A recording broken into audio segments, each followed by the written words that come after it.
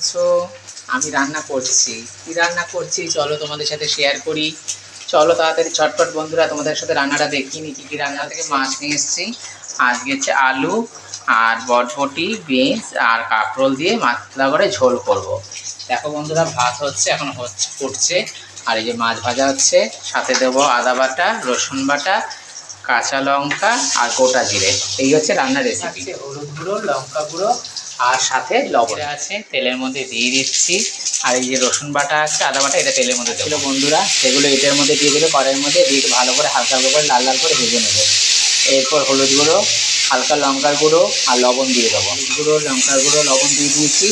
এটাকে ভালো করে একটু হালকা করে কষাতে হবে। কষিয়ে নিয়ে লাস্টে জল দিয়ে দেবো। কমপ্লিট, এখন জল দিয়ে দেবো। জলটা একটু পরিমাণ মতো দিয়ে, যেভাবে রান্না করবে তার পরিমাণ মতো তারা বুঝে শুনে দেবে। আমার জল দেওয়া হয়ে গেলে জলটা আবার ফুটবে, তারপরে মাছগুলো দেবো। মাছের ঝোল আমার ফুটে এসছে। এবার যে মাছগুলো রাখা ছিল দিয়ে দেবো। আর কাঁচা লঙ্কা কিন্তু আমি যখন ঝোল ফোটে তখনই কিন্তু কাঁচা লঙ্কাটা দিয়ে দিই। আগে দিই না কেন, একটু ঝাল ঝাল হয়ে যাবে, আমার খেতে পারবে না। আর এই যে মাছগুলো রয়েছে, এই মাছগুলো এক এক করে দিয়ে দেবো। থাক, এটা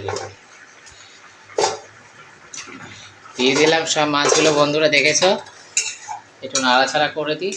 দেখো আমার মাছের ঝোল রেডি। এই যে এই আমার মাছের ঝোল রেডি। ঝোল রেসিপিটা তোমাদের দেখালাম। অবশ্যই লাইক করো, ফলো করো, শেয়ার করো। আবার নেক্সট ভিডিওতে আবার দেখা হচ্ছে বন্ধুরা। টাটা।